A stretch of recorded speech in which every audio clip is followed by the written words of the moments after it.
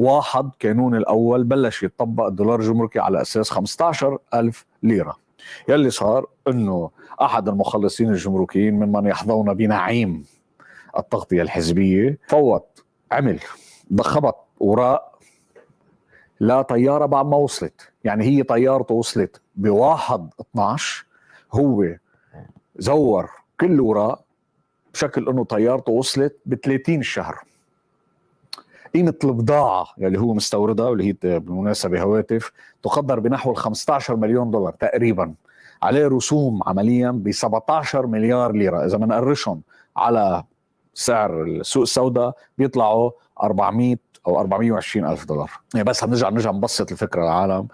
في حدا بدل ما يدفع الجمرك على أساس الدولار الجمركي 15,000 مع بداية تطبيق هذا الشيء اللي اسمه الدولار الجمركي على أساس 15,000، دفعوا على أساس 1005 من خلال تزوير مجموعة بيانات. طبعا في موظفين بالجمرك ساعدوه، يعني بتاريخ سابق للبدء بتطبيق، يعني قبل ما توصل الطيارة عمل إفراغ بضائع وهمي، عمل إدراج قيود وهمية في المانيفست، بوليصة وهمية وكشف وهمي على 15 بيان. تمام. هلا يحسب لكان للجمارك بانه ضبطوا هذه العمليه التهريبيه اللي بدها تصير، ولكن هل يحسب في تدخلات سياسيه؟ ضبطوها، ولكنهم حتى الساعه ما تواصلوا مع النيابه العامه. مفروض من هون للتنين يخابروا النيابه العامه، ومفروض النيابه العامه تطلب من جهاز امني مستقل التحقيق في الموضوع ايضا. ليش؟ لانه هذا الموضوع لا يقتصر فقط على الجمارك، هذا موضوع ممكن يكون في موظفين بالميدل ايست مشاركين فيه. فخلينا نقول بالخلاصه في 400 ألف دولار كان ممكن يروحوا على الدوله، وممكن هلا يروحوا اذا صار في تدخلات سياسيه